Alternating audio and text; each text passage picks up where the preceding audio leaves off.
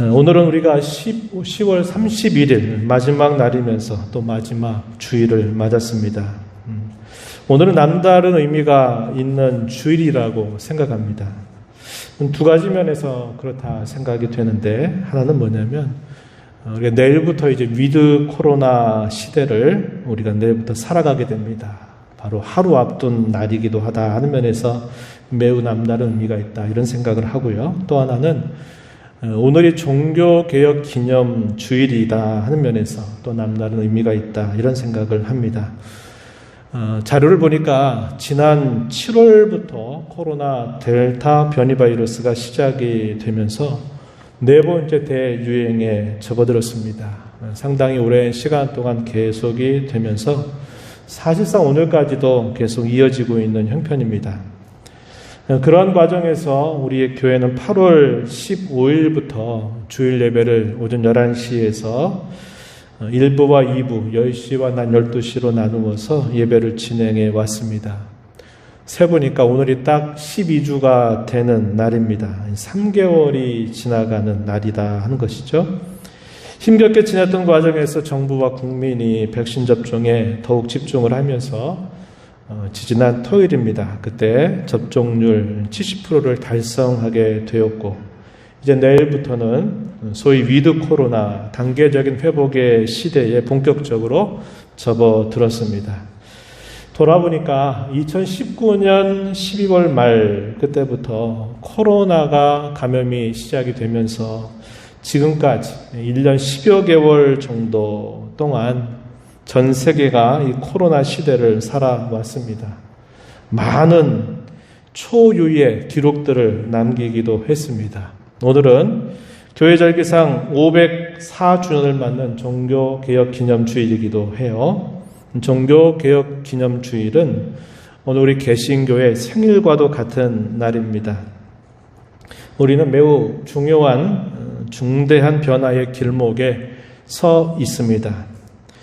우리는 지금 요즘에 들어서 이사야 말씀을 함께 읽고 있는데요. 이 선지서의 특징은 하나님께서 모세를 통해서 주셨던 그 말씀을 기본적인 바탕으로 해서 자신이 살고 있는 시대를 해석을 하는 그런 중요한 의미를 우리에게 보여줍니다. 그래서 그 말씀을 가지고, 특별히 모세의 율법을 통해 주셨던 그 말씀을 가지고 자신이 처해져 있는 역사 현장, 삶 속에서 어떻게 살아가야 되는가를 밝혀주는데 매우 중요한 특징이 있습니다. 선지자는 자신의 시대를 살면서 그저 겉으로 드러나는 변화만을 보고 살지 않습니다. 선지자는 그 변화의 속을 들여다보면서 그 시대를 살아갑니다. 그리고 장차 어떤 일들이 다가오게 될지를 주목하면서 살아가죠. 선지자는 변화를 늘 주목하면서 살아가고 있다는 겁니다. 그런 변화가 왜 생기게 되는지, 또 그러한 변화를 통해서 하나님이 무엇을 기대하시는지를 집중하면서 오늘의 길을 제시하는 역할을 하고 있습니다. 그래서 우리가 가끔 그런 말 하잖아요. 선지자적인 시각이 우리에게 필요하다, 이런 말을 가끔씩 할 때가 있어요. 그것은 내다보면서 오늘을 어떻게 살아야 될까를 우리에게 가르쳐주기 때문에 이런 선지자적인 시각, 이런 표현들을 우리가 사용하기도 하는 것입니다. 그러한 여러 의미들을 보면서 오늘 저와 여러분은 하나님 앞에서 변화를 주목하고자 합니다. 그래서 오늘 설교의 제목이 변화의 길목에서라는 제목을 삼았어요. 오늘도 저와 여러분의 마음을 하나님 앞에 낮추어서 우리에게 주실 은혜를 사모하면서 함께 기대하십시다. 성령께서 우리 모두의 눈과 마음과 귀를 열어주셔서 귀한 은혜의 수단으로 사용해 주시기를 진심으로 바랍니다. 우리가 어떤 사람을 아는 것이나 어떤 사실을 아는 것은 평상시보다는 위기를 만나게 될 때 더 깊이 알게 되는 경우들이 많습니다. 진면목이 위기 상황 속에서 드러나는 법이죠. 사람이나 어떤 사실이든 평상시 아는 것이 전부는 아닙니다. 비상시, 특별히 위기 상황이 되면은 좀 더 정확하게 알게 되는 경우가 많습니다. 우리의 신앙세계도 마찬가지라고 하는 겁니다. 겉으로 볼 때 신앙이 참 좋고 또 오랜 시간 동안 신앙생활을 한 것처럼 보여도 특별한 위기를 만나게 됐을 때 그 사람의 진짜 신앙이 무엇인가를 볼 수 있게 된다고 하는 것입니다. 이사야 선지자는 우시야 왕이 죽던 해의 부름을 받아서 우시야에 이어서 요담, 그리고 오늘 우리가 본문에서 확인하는 아하스 왕, 그리고 히스기야, 우리가 잘 아는 히스기야 왕의 시대까지 상당히 오랜 시간 동안 하나님의 말씀을 증거했습니다. 그가 기록한 이 이사야서는 아하스 왕 시대에 있었던 특별한 사건을 우리에게 기록해주고 있는데, 특별히 이사야서 7장과 8장의 내용은 매우 특별한 내용을 우리에게 가르쳐 주는데요. 거기서는 임마누엘에 대한 예언이 등장하고 있기 때문에 그러합니다. 아하스 왕은 유다 왕조 역사에 있어서 므낫세 왕과 더불어서 가장 악한 왕으로 유명한 사람입니다. 이 아하스가 다스리던 때에 유다 나라가 큰 위기를 맞게 됩니다. 어떤 위기였냐면 아람 나라와 북이스라엘 나라가 서로 연합을 해서 유다를 공격해 왔기 때문에 그렇습니다. 그때 이 아하스 왕과 이스라엘 백성들 모두는 큰 두려움 가운데 사로잡히게 되었어요. 그 사실에 대해서는 이사야서 7장 1절과 2절 말씀에서 소개가 되는데, 특별히 2절 말씀 한번 보시면 이렇게 말합니다. 어떤 사람이 다윗의 집에 알려 이르되 아람이 에브라임과 동맹하였다 하였으므로 왕의 마음, 그의 백성의 마음이 숲이 바람에 흔들림같이 흔들렸더라, 이렇게 말합니다. 사신하고 떨듯이 막 떤다, 이런 우리 그런 말을 가끔 사용하는데요. 당시에 유다의 왕이었던 아하스도 그렇고 그 백성들도 이렇게 그 두려움 가운데 깊이 떨었던 그 모습을 표현해주고 있어요. 그때 하나님께서는 선지자 이사야를 이 아하스 왕에게 보냅니다. 그리고서 그에게 말씀을 주시는데, 어떤 말씀을 주시냐면 두려워하지 말아라, 그리고 하나님께서 주시는 그 말씀을 굳게 믿고 의지하라 하는 말씀을 왕에게 전달해 주십니다. 왕이 요청을 했던 것도 아니었고, 또 백성들이 하나님 앞에 기도해서 그 기도에 대한 응답으로 주신 것도 아니었어요. 하나님께서 먼저 이 아하스를 찾아가셔서 두려워하지 말고 나만 믿고 내 말만 따르라, 이런 말씀을 전달해 주신 것입니다. 그 내용에 대해서는 이사야서 7장 3절로부터 17절까지 비교적 자세하게 소개가 됩니다. 그런 과정에서 놀랍게도 임마누엘에 대한 예언과 징조가 주어집니다.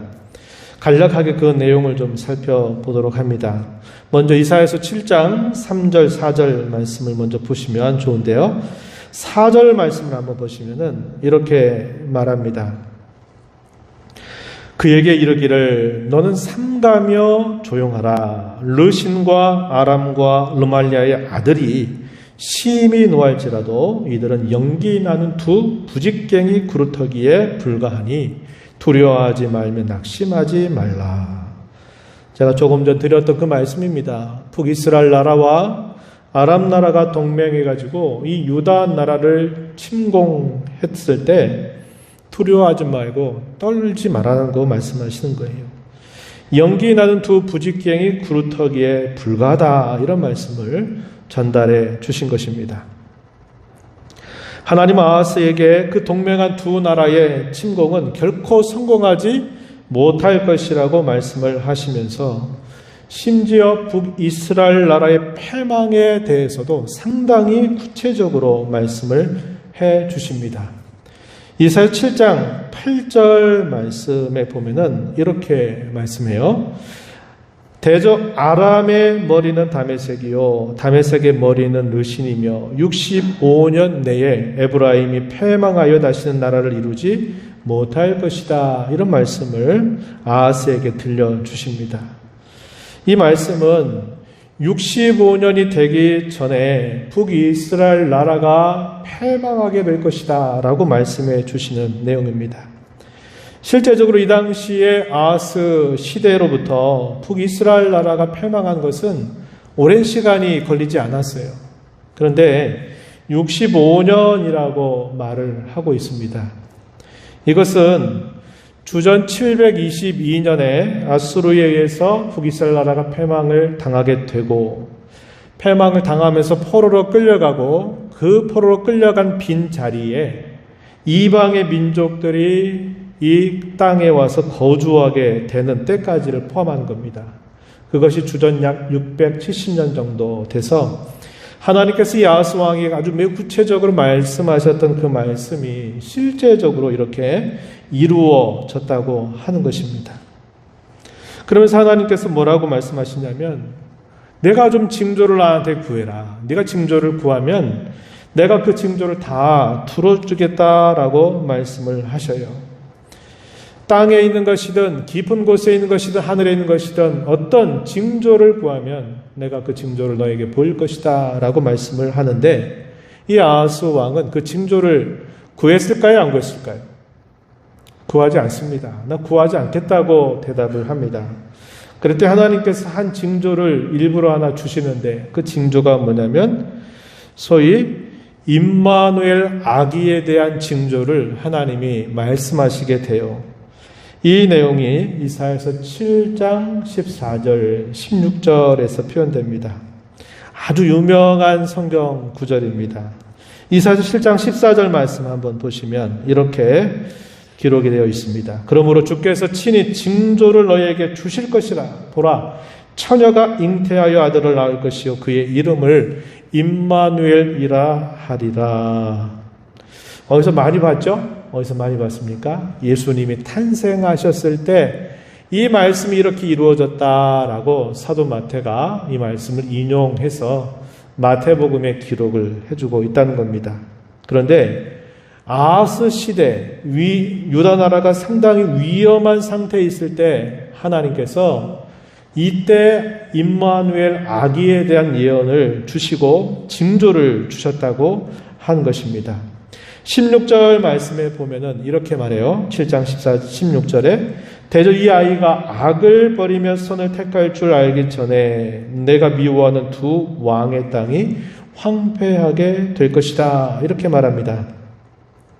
임마누엘 아기가 태어나요. 실제적으로 태어납니다. 태어나서 그 아이가 어느 정도 자라기 전에 어떤 일이 있게 될 것을 말씀하냐면 두 왕의 땅이 황폐하게 된다. 이 두 왕이 어느 왕일까요? 아람 나라 왕 그리고 북이스라엘 나라 왕, 이 두 왕이 황폐하게 된다. 이 말은 앞으로 멀지 않았다. 조만간에 실제로 이 일들이 이루어질 것이다 라고 하는 징조를 아하스 왕에게 들려주시게 된 겁니다. 이 임마누엘이라고 하는 이름의 뜻이 먼저 우리 잘 아시죠? 하나님이 우리와 함께 하시다라는 그런 뜻입니다. 이 임마누엘의 예언과 징조는 당시 위기에 처해져 있었던 유다에게 이것을 가르쳐 주는 거죠. 하나님이 함께 하시는 것이 곧 구원이고, 하나님이 함께 하시는 것이 곧 보호고, 하나님이 함께 하시는 것이 곧 승리다라고 하는 사실을 분명하게 가르쳐 주는 것입니다. 하나님 이와 같이 유다는 구원을 받게 될 것이다. 그러나 북이스라엘 나라와 아람은 패망하게 될 것이다 라는 것을 약속하시면서 이 아하스 왕에게 무엇을 요청하냐면 내가 이렇게 약속하고 징조도 보일 테니 너 굳게 믿어라, 이런 것을 촉구하시는 겁니다. 9절 하반절에 보니까 너희가 굳게 믿지 아니하면 너희는 굳게 서지 못하리라, 이런 말씀을 하셔요. 이 말은 굳게 이 말씀을 믿고 그렇게 따를 것을 촉구하고 있는 말씀이죠. 그런데 이 아하스 왕은 이런 하나님의 약속과 징조를 거절하게 됩니다. 하나님의 약속에 대해서는 불신앙적인 태도를 보이고요. 하나님께서 징조를 구하라고 해주셨을 때는 그는 그 징조에 대해서 거절하는 태도를 보입니다. 이사야서 7장 11절과 12절 말씀에서 그 내용들이 소개가 돼요. 11절에서 이렇게 말하죠. 너는 내 하나님 여호와께 한 징조를 구하되 깊은 데서든지 높은 데서든지 구하라. 하나님 이렇게 야하스왕에게 말씀하시니까 이 야하스왕이 뭐라고 답변합니까? 아니에요. 저는 이 징조를 구하지 아니하겠나이다. 나는 여호와를 시험하지 아니하겠나이다. 라고 이렇게 대답을 합니다. 아하스왕의 대답은 어떻게 보면 좋은 의미로 들려지기도 해요. 어떤 의미에서 그렇게 들려지냐면 하나님 말씀하셨는데 그 말씀에 굳이 무슨 징조가 필요하겠습니까? 하나님 말씀하셨으면 그대로 되는 게 맞죠. 징조 안 주셔도 됩니다. 이렇게 겸손히 거절하는 것처럼 보일 수도 있다는 거예요. 여호와를 시험하지 않겠다고 말한 말 속에서도 그런 뜻이 드러나는 것처럼 보여요. 그런데 실제의 의미는 나는 하나님의 약속의 말씀을 믿지도 않고 나는 그런 징조도 구하지 않을 것입니다. 라고 답변하고 있는 모습이라고 하는 겁니다. 그는 하나님의 약속과 징조를 거절하면서 그럼 무엇을 바라봤을까요? 당시에 강대했던 아수르 나라를 바라보는 겁니다. 지금 아람 나라와 북이스라엘 나라가 연합해서 우리를 치면 우리는 저 아수르 나라와 손을 잡으면 이 위기 상황을 극복하겠다라고 생각을 하면서 하나님이 걱정하지 말고 두려워하지 말라 하심에도 불구하고 그 말씀을 듣지 않는 태도였습니다. 이게 아하스 왕의 태도였어요. 그러면 당시 이스라엘 백성들의 태도는 어땠을까요? 두려움 가운데서 이 이스라엘 백성들 역시 하나님 믿고 의지하지 않았습니다. 이들도 역시 아수르를 바라보았어요. 이사야서 8장, 오늘 우리가 읽은 본문 조금 앞부분에 보면은 말씀을 우리가 확인하게 됩니다. 이사야서 8장 6절 말씀 한번 보면은 이렇게 말했어요. 이 백성이 천천히 흐르는 실로와 물을 버리고 르신과 르말리아의 아들을 기뻐하느니라. 이렇게 표현을 합니다.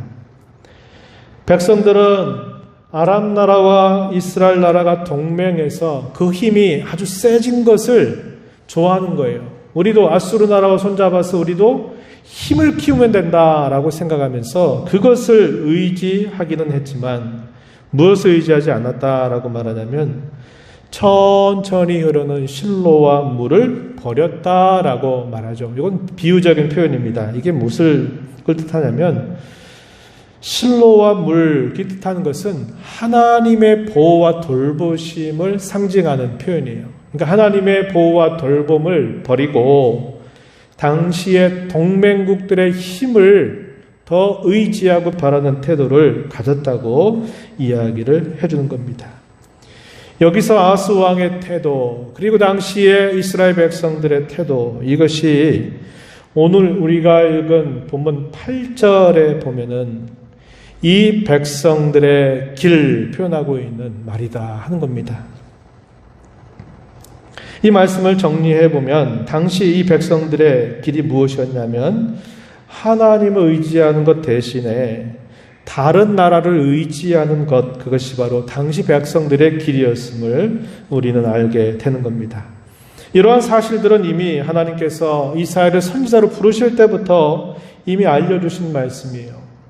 네가 선지자로 활동해서 많은 말씀을 네가 내 백성들에게 전할 것이지만 그 백성들이 그 말을 듣지 않을 거다라고 하나님이 미리 말씀하시는 겁니다. 마치 예방주사를 놔주는 거예요. 네가 내 말을 받아서 내 백성들에게 전하면 거기에 능력이 나타나고 그 말씀을 듣고 꼬꾸라지고 회개하고 회복되는 역사가 있는 게 아니라 내가 100번 1000번 이야기해도 이 백성들은 네 말 듣지 않을 거다라고 예방주사를 딱 놔주는 거예요. 너무 실망하지 말고 너무 그것 때문에 낙심하지 말아라. 그런 일이 있을 것이다 라는 말씀을 해주셨어요. 이것이 이사야서 6장 9절 이하에 선지자로 부르시면서 하나님이 이사야에게 예방주사를 놔줬던 말씀이 되고 있다는 겁니다. 그렇게 말씀하시는 그런 가운데서 하나님은 무엇을 그들에게 이야기하시냐면 그 백성들의 길로부터 돌아설 것을 촉구하고 계시는 겁니다. 하나님께서는 당시 그 백성들에게 너희가 가는 그 길로부터 돌아서라고 또다시 촉구하고 계세요. 오늘 우리가 읽은 본문 말씀으로 와서 보시면 두 가지를 이야기해 주시는데, 하나는 좀 부정적이고 소극적인 명령을 주셔요. 11절, 12절 말씀에서 뭐라고 말하냐면 이 백성들의 말과 행실을 따르지 말라라고 이렇게 말씀을 하고 계십니다. 또 하나는 뭐냐면 13절 말씀입니다. 본문 13절 말씀에서 좀 더 적극적이고 긍정적인 명령을 하나 주시는데, 그 내용은 뭐냐면 하나님을 두려워하고 하나님을 무서워할 자로 삼아라 하는 그런 명령입니다. 먼저 그 백성들의 말과 행실을 따르지 말라라고 하신 그 말씀에 대해서는 우리가 읽은 본문 11절 한번 가서 보시면 이렇게 말했죠. 여호와께서 강한 손으로 내게 알려주시며 이 백성의 길로 가지 말 것을 내게 깨우쳐 이르시되, 이렇게 표현했습니다. 이 백성들의 길로 가지 말아라, 이렇게 말씀을 하시는 거예요. 그들의 말도 그들의 행실도 따라가지 말 것을 먼저 촉구하시는 내용이 나타납니다. 그리고 좀 더 적극적으로 뭐라고 말씀했습니까? 우리가 읽은 13절 말씀에서 확인한 것처럼 만군의 여호와 그를 너희가 거룩하다 해라, 그를 두려워하며 무서워할 자로 삼아라, 이렇게 말씀을 하고 있습니다. 당시의 큰 위기 가운데 그들이 느꼈던 두려움 때문에 결과적으로 더 큰 두려운 곳에 빠지지 말아라. 오히려 하나님을 두려워하고 하나님께로 피하라, 이렇게 말씀을 하고 있는 겁니다. 당시의 아하스 왕이나 이 이스라엘 백성들은 두려운 마음 때문에, 그 두려움 때문에 다른 것들을 찾는데, 그러다 보니까 뭐디로 그들이 마음과 귀를 기울이냐면 하나님이 아니라 주변의 힘을 바라고 의지하는 태도를 갖는 겁니다. 그 결과는 어떻게 될까요? 그들이 지금 느끼는 두려움보다도 더 큰 두려움에 빠지게 될 것을 하나님이 그들에게 깨우쳐 주시는 거예요. 그러면서 하나님을 참으로 두려워하고 하나님께 참으로 피할 것을 촉구해 주고 있다고 하는 것입니다.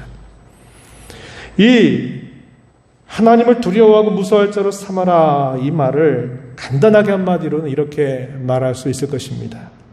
하나님을 경외하라 하는 이 한마디의 말로 요약될 수 있는 표현이에요. 자, 그럼 이 하나님을 경외하라고 하는 이 말의 의미는 계속 이어지는 말씀을 보게 되면 두 가지로 설명이 되고 있습니다. 두 가지인데, 하나는 한번 따라해 보시죠. 하나님을 구하고 바라는 것이다. 예, 하나님을 경외하는 것은 하나님을 구하고 바라는 것이다, 이렇게 말합니다. 두 번째는 이거예요. 한번 따라해 보시죠. 율법과 증거의 말씀을 따르는 것이다, 이렇게 말합니다. 네, 하나님을 경외하는 것을 두고 오늘 우리가 이 말씀의 후반부를 보면은 이렇게 이야기해요. 하나님을 경외하는 것은 다른 게 아니라 하나님을 구하고 바라는 것이고, 하나님의 말씀을 따르는 것이야말로 그것이 하나님을 경외하는 것이다 라고 이렇게 가르쳐 주는 겁니다. 하나님을 구하고 바라는 것에 관해서는 이사야서 8장 17절 말씀에서 이렇게 말하죠. 이제 야곱의 집에 대하여 얼굴을 가리시는 여호와를 나는 기다리고 그를 바라보리라. 기다리고 바라보리라, 이렇게 표현을 했어요. 19절 가서 보면 또 이렇게 말합니다. 백성이 자기 하나님께 구할 것이 아니냐, 산자를 위하여 죽은 자에게 구하겠느냐? 왜 거짓된 우상에게 구하느냐? 살아계신 하나님 앞에 구해야 되지 않느냐? 이렇게 책망하는 말씀을 또 전달해 주고 있다는 겁니다. 두 번째는 그거죠. 하나님을 경외하는 것은 그분의 율법과 증거의 말씀을 따르는 것이라고 힘주어서 강조하고 있는데, 16절 말씀, 8장 16절 가서 보면 이렇게 말합니다. 너는 증거의 말씀을 싸매며 율법을 내 제자들 가운데에서 봉함하라. 이 말은 말씀을 묶어라. 그리고 그 말씀을 도장을 찍어서 그것을 임봉하라고 이야기하는 겁니다. 이 말은 하나님의 말씀에 대한 존중, 그 말씀의 권위를 인정하는 태도를 보이는 것입니다. 그리고 20절에서는 이렇게 말하죠. 마땅히 율법과 증거의 말씀을 따를 것이라, 이렇게 말씀을 해주고 있는 것입니다.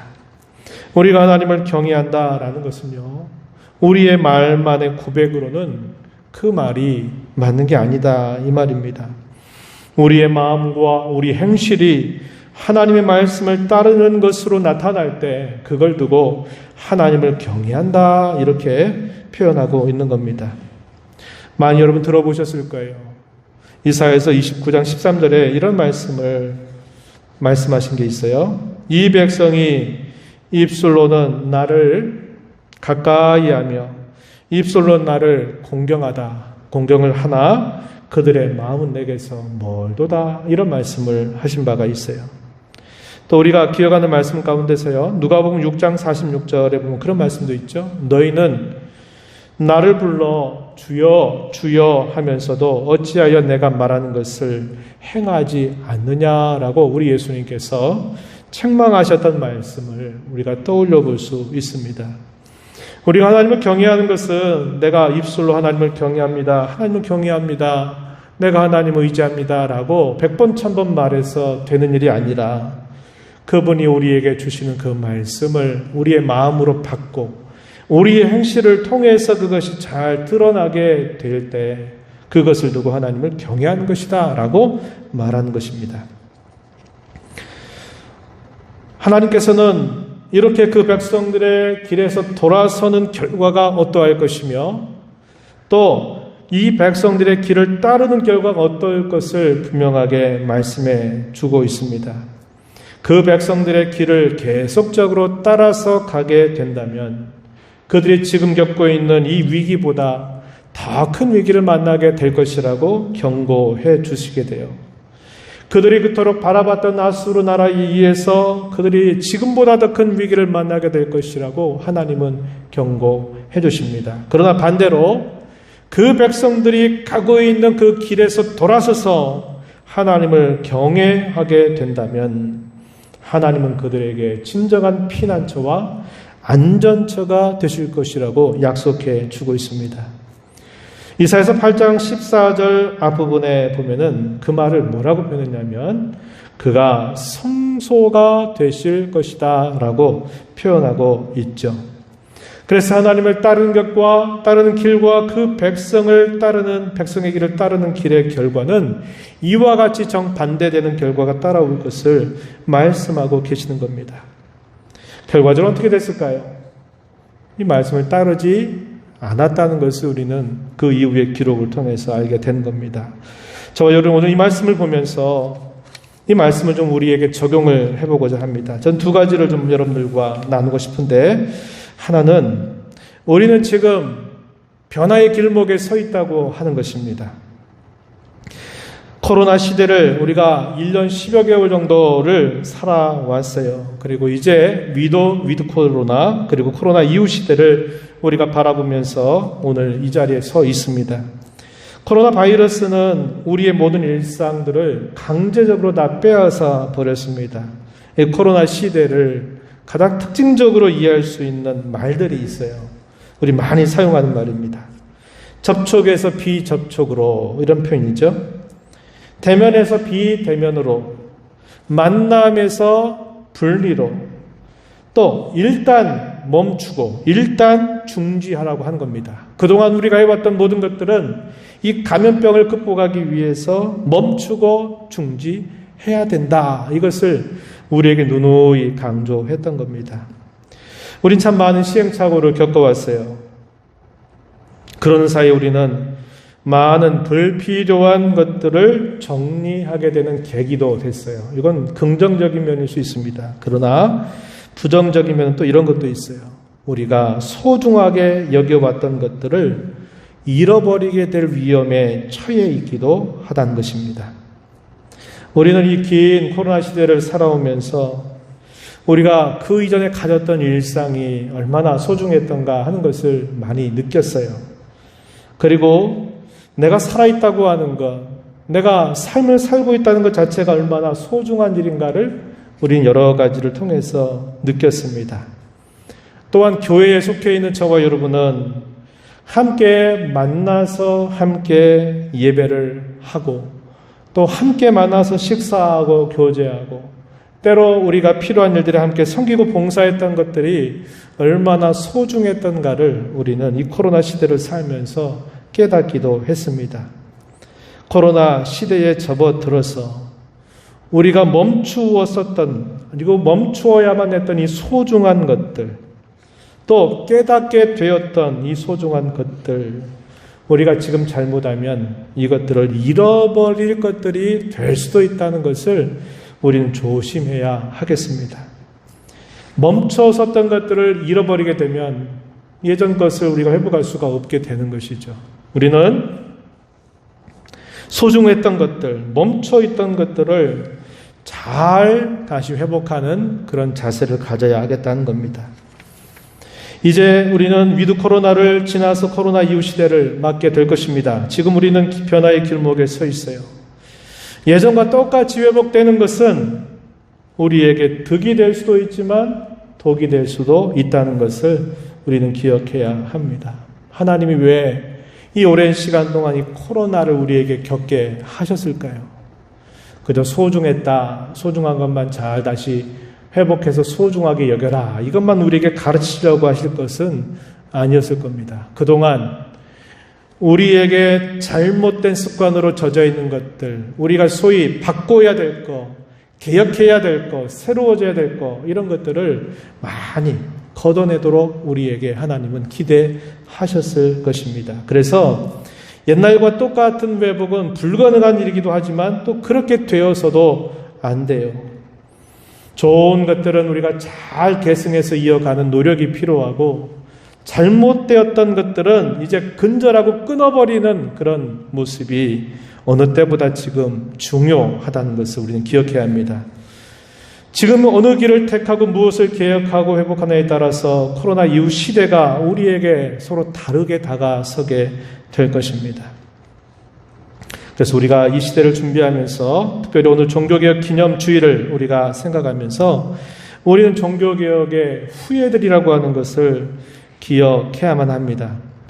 종교개혁은 마르틴 루터라는 인물에 의해서 1517년 10월 마지막 날, 오늘 같은 10월 마지막 날에 시작이 되었던 역사적인 사건입니다. 당시에 비텐베르그 신학교의 교수였던 이 마르틴 루터는 구원의 교리를 허물어버리고 구원을 돈 주고 살 수 있다고 말했던 면죄부를 판매하는 등 당시의 교권주의나 성직자들의 타락으로 성경으로부터 너무나 멀어져 있는 교회를 다시 성경으로 돌아가게 하려고 애를 썼습니다. 그래서 그는 11월 1일, 내일이죠, 우리 말하면 내일인데 지금도 카톨릭에서는 이 11월 1일을 하나의 중요한 절기로 지켜요. 뭐라고 말하냐면 만성절이라고 말해요. 한자인데 무슨 말이냐면 모든 성인들의 날이라고 해서 지킵니다.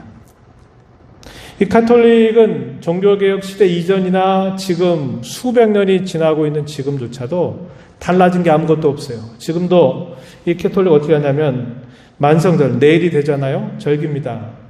모든 성인들의 날 해서 그들은 기도할 때 마리아에게도 도움을 구해요. 마리아여 도와달라고 기도하죠. 또 성인들을 불러들여 성인들에게 또 기도를 올리면서 우리를 도와달라고 기도합니다. 오직 삼일체 하나님만이 우리의 기도의 유일한 대상이 된다고 말하는 우리의 신앙과는 여전히 다른 신앙을 가지고 있어요. 지금도 그들은 마리아의 도움, 성인들의 도움을 구하면서 신앙생활하고 있다 이 말이에요. 그래서 이 마르틴 루터는 만성절이 되는 11월 1일 날 많은 대부분의 당시는 그 당시 국가교회니까 태어나면서부터 다 세례받고 다 카톨릭교도 아닙니까? 그들이 모여오는 거예요. 절기 지키기 위해서. 그래서 의도적으로 이 마르틴 루터는 비텐베르그 성당 문 앞에다가 95개의 반박문을 이렇게 써가지고 그걸 대자보를 거기에 딱 붙여놓은 거예요. 왜? 논의하자는 거예요. 성경을 가지고 얘기하자는 거예요. 우리가 지금 잘못되고 있는 거 아니냐라고 말하고자 했던 겁니다. 그래서 이 95개의 반박문 대자보를 거기에 딱 붙였는데 하나님은 놀라운 섭리 가운데 이 사건이 어떤 사건이 되게 했냐면 전혀 마틴 루터도 예측하지 못했던 놀라운 결과를 만들어내게 하셨어요. 하나의 비유로 들면 다이너마이트의 그 심지에다가 불을 탁 붙이게 된 사건과 똑같아요. 그래서 다이너마이트 심지에 불을 딱 붙이니까 심지가 타고 들어가면서 순간 빵 터졌어요. 그게 종교개혁이 된 겁니다. 그래서 오늘날 우리 개신교의 생일이라고 부르는 날이 된 것을 우리는 기념하고 있다고 하는 것입니다. 저와 여러분은 종교개혁의 후예들이에요. 그 종교개혁의 정신 중에 가장 중요한 것 중에 하나가 뭐냐면 그것입니다. 하나님의 말씀으로 개혁이 된 교회는 항상 하나님의 말씀을 따라서 개혁이 되어야 한다. 이런 원리입니다. 우리는 이미 역사적으로 개혁된 교회를 이루었어요. 그러나 여전히 우리의 마음속에 하나님보다도 늘 사람을 더 추구하고 우리 자신의 길을 가지고 걸어가려고 하는 이 부패한 본성을 끊임없이 개혁하지 않으면 안 된다는 것을 우리에게 가르쳐 주고 있어요. 기준 없이 그냥 이렇게 해보면 좋을 것 같아요. 이렇게 하면 될 것 같아요. 라고 말하는 사람들의 여러 생각들이 으쌰으쌰 모여서 캠페인을 만들어가지고 뭔가 이렇게 하면 더 좋지 않겠습니까? 라고 개혁해 가는 것이 아니고 이미 우리에게 주어진 이 하나님의 말씀을 기준 삼아서 이 말씀을 따라서 끊임없이 우리 자신과 우리가 이루는 교회를 말씀을 통하여 개혁해 가는 교회, 그것이 바로 개혁교회. 오늘 저와 여러분이 이루고 있는 우리 개신교의 중요한 자세라는 것을 기억해야만 합니다. 오늘 우리가 읽은 말씀을 통해서 확인한 것처럼 당시에 아하스 왕이나 유다 백성들은 어디로 행했다 그랬어요? 이 백성들의 길을 따라서 고집하며 행했다 그랬어요. 그러한 태도는 오늘을 살아가는 저와 여러분에게서도 동일해요. 끊임없이 우리는 어디로 돌아오냐면 내 생각, 내 경험, 내 뜻으로 항상 돌아오는 복원력이 있어요. 내가 어려운 일을 만나거나 내가 특별한 일이 있을 때 하나님께 매달려 기도하고 작정하고 하나님의 뜻대로 살겠다고 하면서 뭔가 노력을 하지만 그 순간이 지나가고 나면 우리는 또다시 내가 옛날 살았던 그 습관, 그 모습 그대로 또다시 나도 모르게 따라가고 있다는 것을 우리는 너무나 많이 경험하고 있어요. 종교개혁의 후예가 된 저와 여러분이 늘 개혁을 해야 된 우선적인 것은 바로 그겁니다. 우리 자신으로 돌아오자 하는 그 본성을 거슬려서 말씀을 통해서 늘 우리를 바르게 세워가는 일을 해야만 된다고 하는 겁니다. 오늘 저와 여러분이 이 변화의 길목에 서 있으면서 저는 오늘 말씀과 동일한 결론을 여러분과 함께 나누면서 말씀을 맺고자 합니다. 오늘 말씀의 결론이 무엇입니까? 이 백성의 길에서 돌아서서 하나님을 경외하라고 가르쳐주는 말씀이라고 하는 겁니다. 오늘날 우리가 하나님을 경외를 잊어버리고 사는지 몰라요. 하나님을 경외하고 그분을 두려워하고 그분을 마땅히 두려워할 뿐으로 여기고 그분을 찾고 구하고 그분이 우리에게 주시는 그분의 말씀을 우리의 마음으로 받고 우리의 행실로 행하는 그 일이야말로 이제 우리가 위드 코로나 이후 시대를 바라보면서 가장 먼저 힘을 기울여야 될 부분이라고 전 여러분과 나누고 싶은 것입니다. 이제 변화의 길목에 서 있는 우리 모두가 오늘 이 말씀을 통해서 우리 자신의 길에서 벗어나서 하나님 경외를 회복하기를 힘써서 위드 코로나 시대, 코로나 이후의 시대를 더 복되고 행복한 시대로 만들어 가게 되기를 진심으로 바랍니다. 하나님 아버지, 오늘 저희들을 불러주셔서 오늘도 주의 말씀을 또다시 듣게 하심을 감사드립니다. 위기의 상황 속에서 하나님을 더 두려워하고 하나님께 피하라고 하시는 말씀을 주시면서 자기 백성들의 길에서 돌아설 것을 촉구하셨던 말씀을 오늘 저희가 살펴보았습니다. 오늘 저희는 변화의 길목에 서 있습니다. 무엇보다도 저희 자신들의 생각, 저희 자신들의 경험, 뜻을 잘 기억해서 하나님을 경외하기를 회복하는 저희들 모두 또 저희의 교회가 되게 해주시기를 바라옵고 예수님 이름으로 기도하옵나이다. 아멘.